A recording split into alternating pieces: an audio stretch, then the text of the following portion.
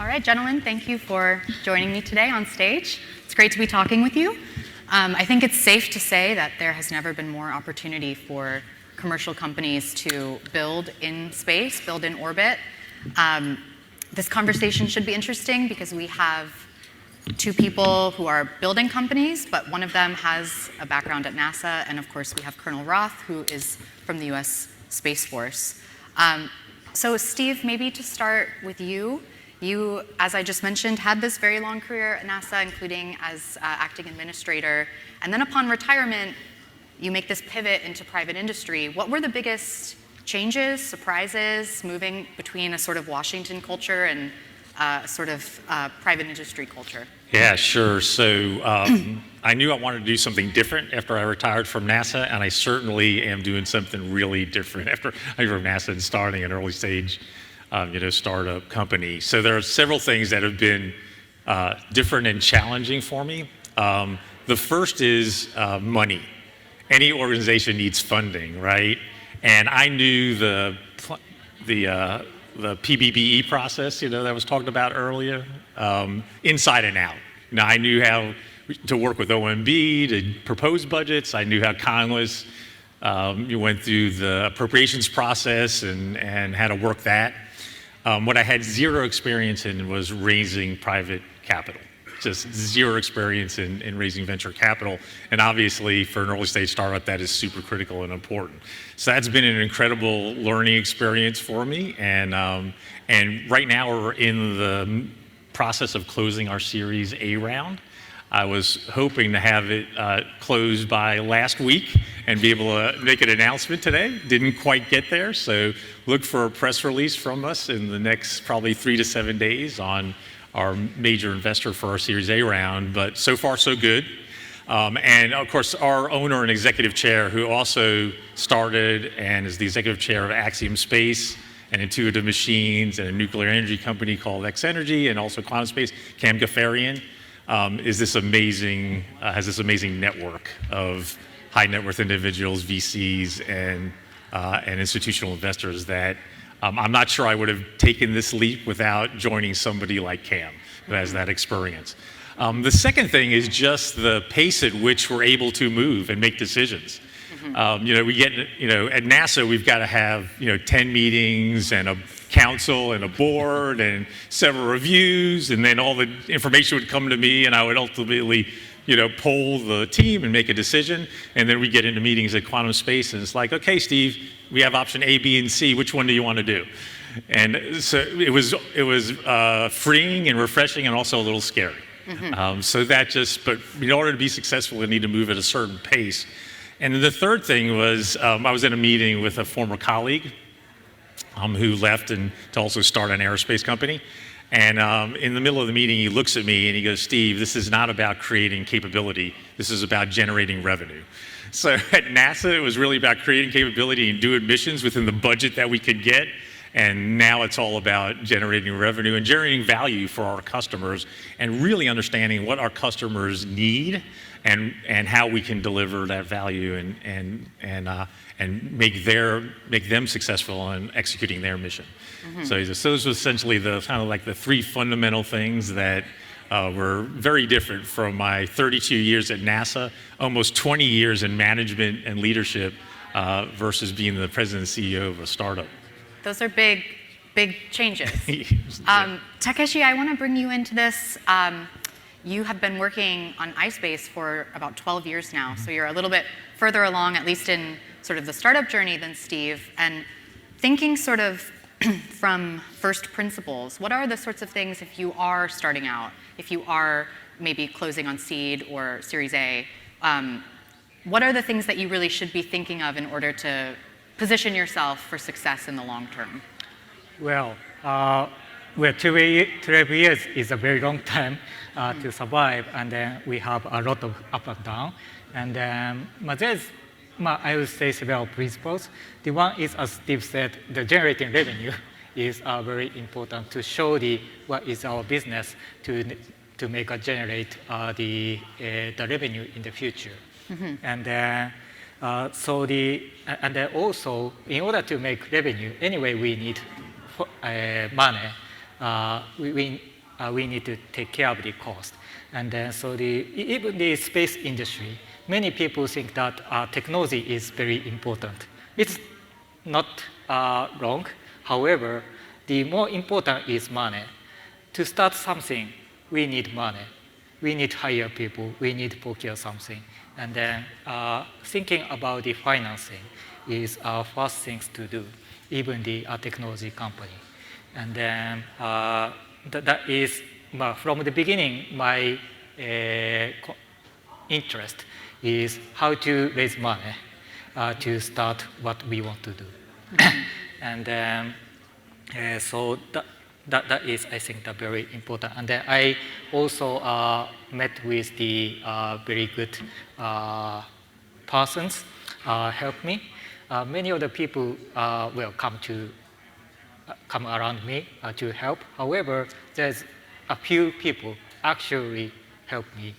And then, so please find good people who commit to help you at the early stage. That is, I think, very important. And there are a few different ways. We've heard a lot about the importance of money. There are a few different ways to acquire it and to get it. Colonel Roth, I want to bring you in because the Space Force has opportunities for startups. Yep. Can you talk a little bit about what those look like and maybe demystify the procurement process for us? Yeah, absolutely. Want to share with the audience here, and it's great to have a very large audience.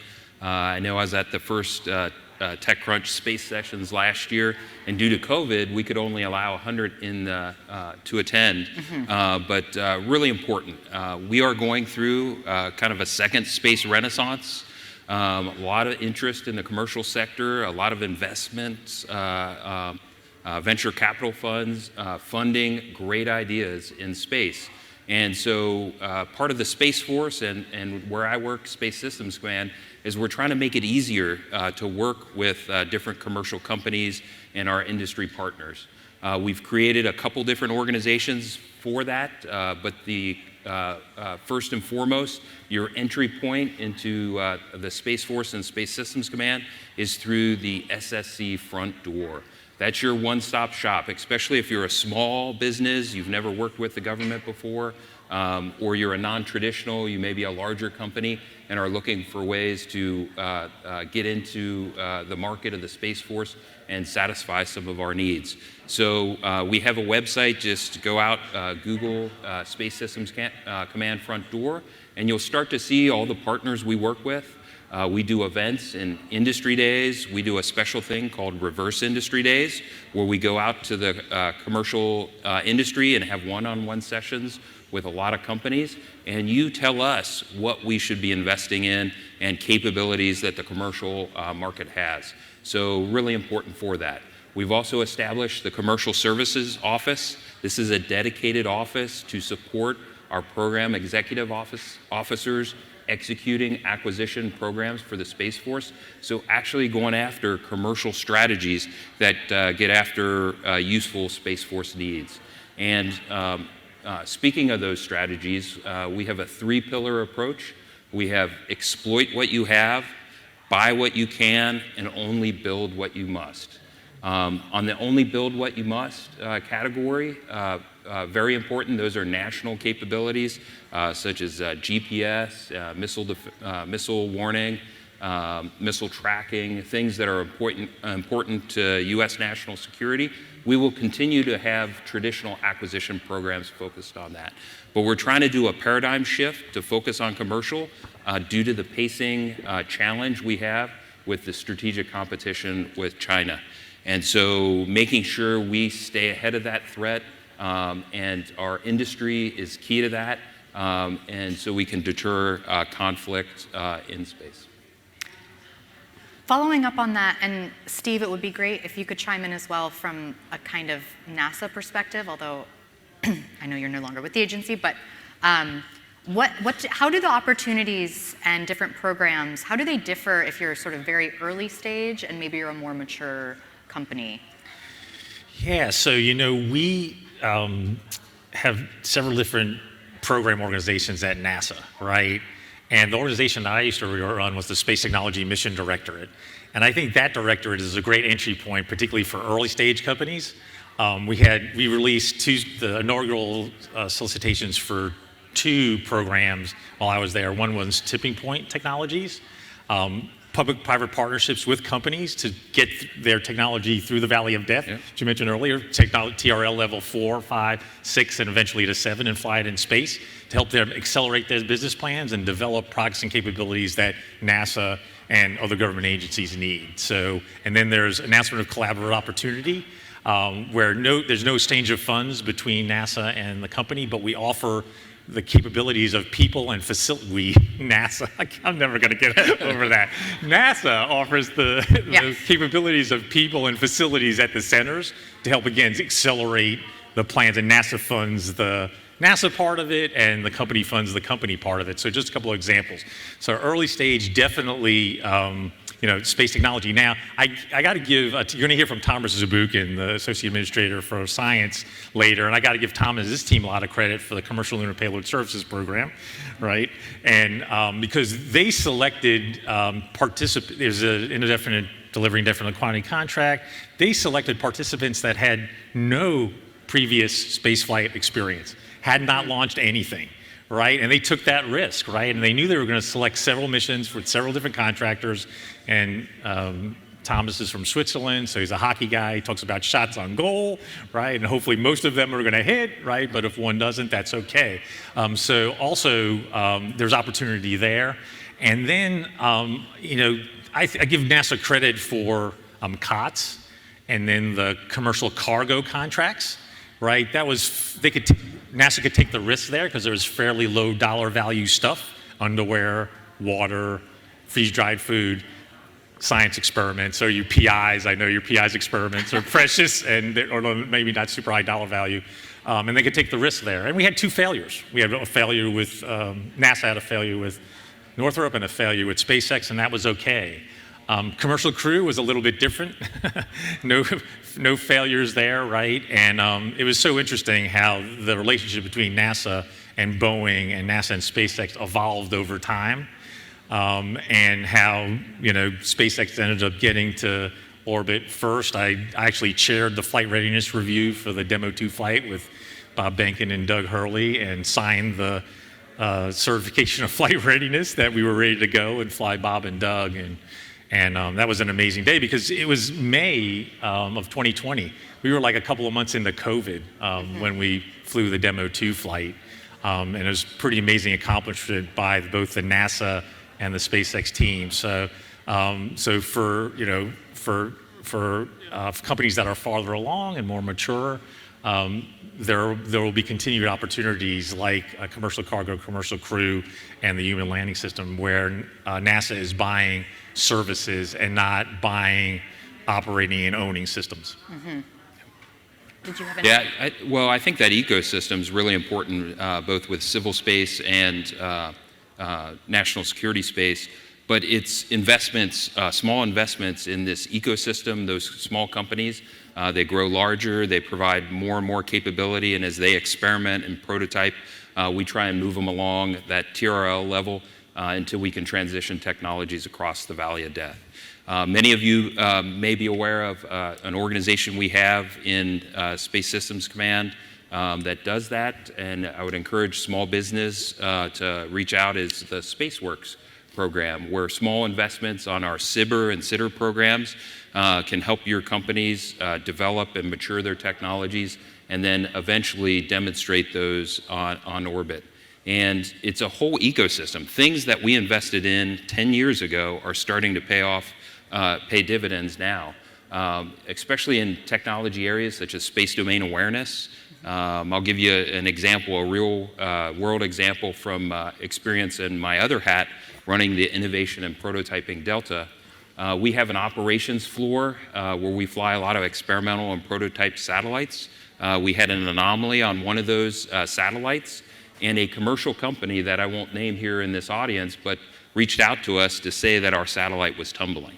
And from that, we took that information and data, were able to analyze what exactly went wrong with that satellite and get it back into operations fairly quickly. And that was a commercial company that had developed from Air Force Research Lab investments and gradually matured the company. And we also have Space Systems Command investments in that same market area for space domain awareness.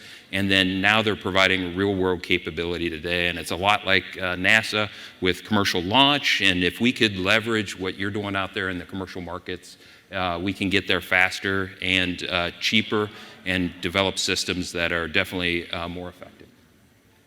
And I think private industry can leverage the kind of directives that NASA is creating, foremost amongst which, of course, is the Artemis program, which is really shaping much of what private industry is working on. ispace has been interested in the moon for a very long time. You're a Japanese company, you have a US subsidiary. Can you talk a little bit about the process of going for that CLPS award? That's going to be ispace's third mission, is that right? Correct. We recently awarded NASA CLIPS contract through Draper Laboratory. We are working with Draper Laboratory located in Massachusetts, Boston. And then they are prime contractor for us. And then we are working under their management of the program. And then we are essentially providing lunar transportation service through Draper to the NASA.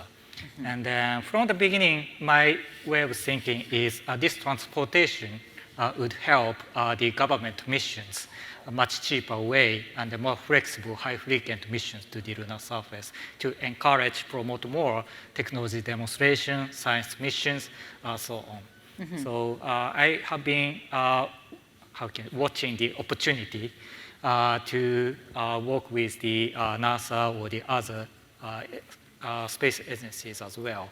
And our uniqueness is we are started from Tokyo, Japan. However, now we have an international presence, United States in Denver, and then also the Luxembourg in Europe. And our business is very global, and also the organization itself is very global, international. Only the 40% are Japanese right now. So quite international. And then we want to leverage this international, basement to work with each of the government. And then in the United States, in order to work with the NASA or the US government, we need to qualify as a prime contractor. However, our US subsidiary is not qualified as a prime contractor because owned by the Japanese headquarters side. So we decided to take a strategy to work with the prime contractor who is recognized or qualified in the United States. And then luckily from the beginning, we have been working with Draper Laboratory. As you may know, they embodied NASA Apollo missions 50 years ago. And then they provided a guidance navigation control system to Apollo lander. And then Draper is providing decent guidance navigation control software to our lander from our first mission. So we have already a great relationship with Draper, and then Draper accept our proposal to work together to support NASA's mission. And then that is very great collaboration. But international company and the US-based company organization working together to support NASA's program. We talked a little bit about funding at the beginning of the panel, but we didn't touch on it too much, so I just want to return to that. Takeshi, ispace has raised a considerable amount of funding. You've gone through Series A, Series B, Series C. I want to hear your thoughts on how ispace thought about timing those rounds and what you sort of look for from investors and what a company should be getting out of those relationships. Well, our fundraising is kind of unique. I think the process. Maybe some of you know that at the early stage, our interest, the objective is to compete for the Google X Prize. However, we learned from that activity that we need to enter the lunar transportation system as a bit for the sustainable business. So having the discussion with early stage investors at the moment, he's supporting us yet, and then as well. But he having the discussion with him, we concluded we need to enter the lunar lander development and then provide the transportation service independently. And then what he asked to me is, how much you gonna cost for the one mission? And then I answered about $50 million. It's quite challenging, the level of the, how can I say, the cost. However, that was around the target at the moment. And then what he said is, reply to me is, let's raise $100 million. $100 million. Yeah. Space is still hard. So he hadn't been invested space business yet at the moment. He is the first time to invest the space business. However, he has very good sense of the financing and then look at the business. So he said that let's raise $100 million. In Japan, $100 million, quite huge in this Japanese venture funding the market. So it was pretty much challenging. However, I thought that is also important to secure 2 missions funding simultaneously to keep the survivability of the company and the business. So and then at the end, we made it. It took 2 years, actually. However, thanks to such a strategy, we keep surviving right now, even if, because some of the change of the planning and the cost increase so on, we required additional funding until now. However, always our strategy is to keep enough cash to support 2 missions. 2 missions. And Steve, what are the other challenges?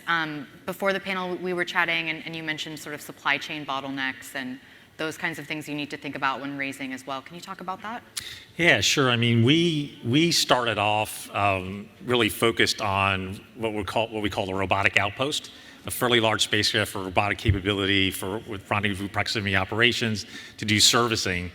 But then we sort of saw there was a need for more capabilities than that in cislunar space, right? Including space domain awareness, and I include space weather, right? Because you want to know if it's a natural phenomenon messing with you or an adversary messing with you, as well as other capabilities such as communications, PNT, and edge computing beyond Earth orbit in this huge volume of space called cislunar space.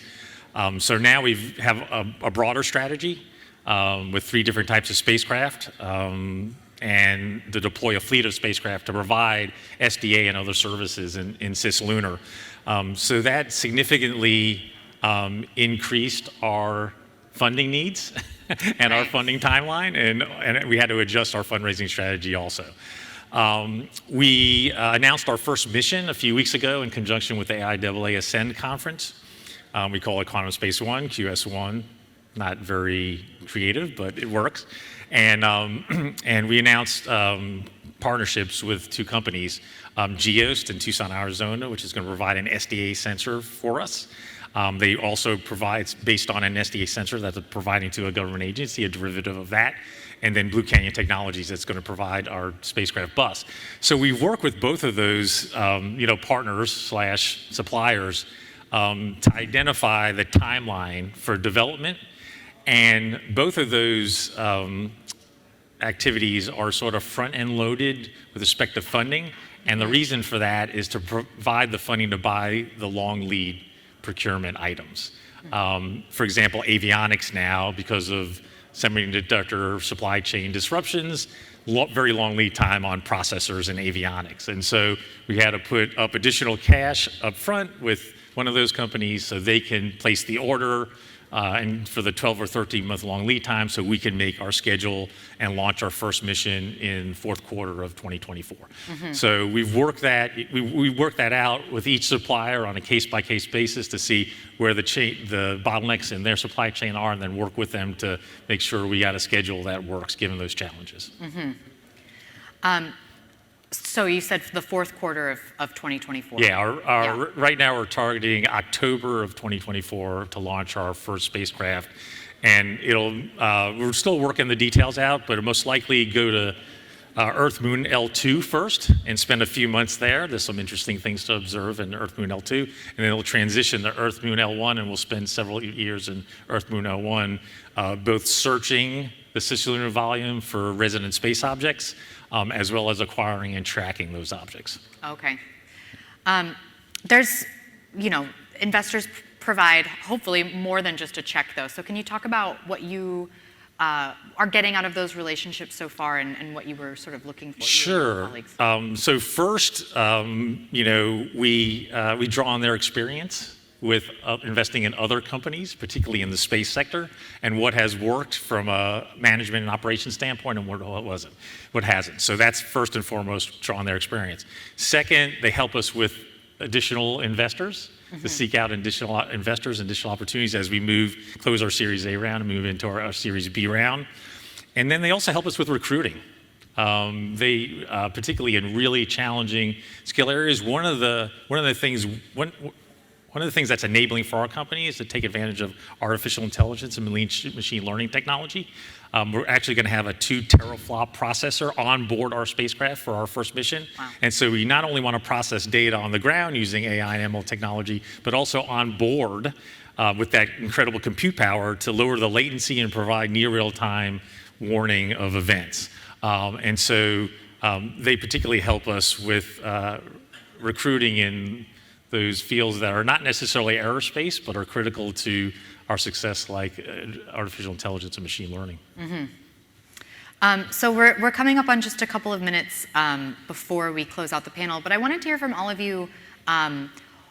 We're thinking about this future. Maybe by the end of the decade, we'll have humans back on the moon, et cetera. We'll have landers on the moon. We'll have platforms in cislunar space. What are the biggest bottlenecks that still currently exist, technological, maybe political, to get us to that future?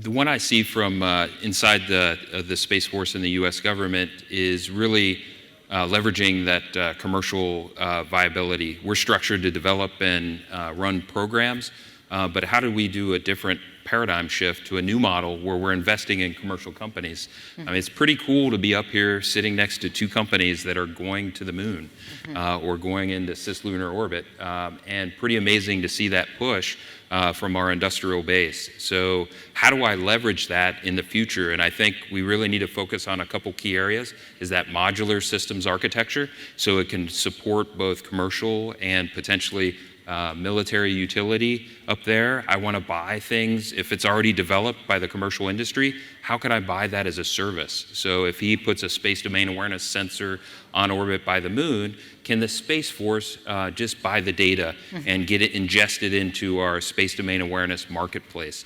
And that small little investment could help a company establish their commercial viability as well. And how do we foster and grow that innovative ecosystem and ensure that we're interoperable? The one thing based on experience is we don't want systems that are unique to only one company and we're locked in for life for that company. We want to be flexible so we can encourage competition and make sure we get the best value for the taxpayer money.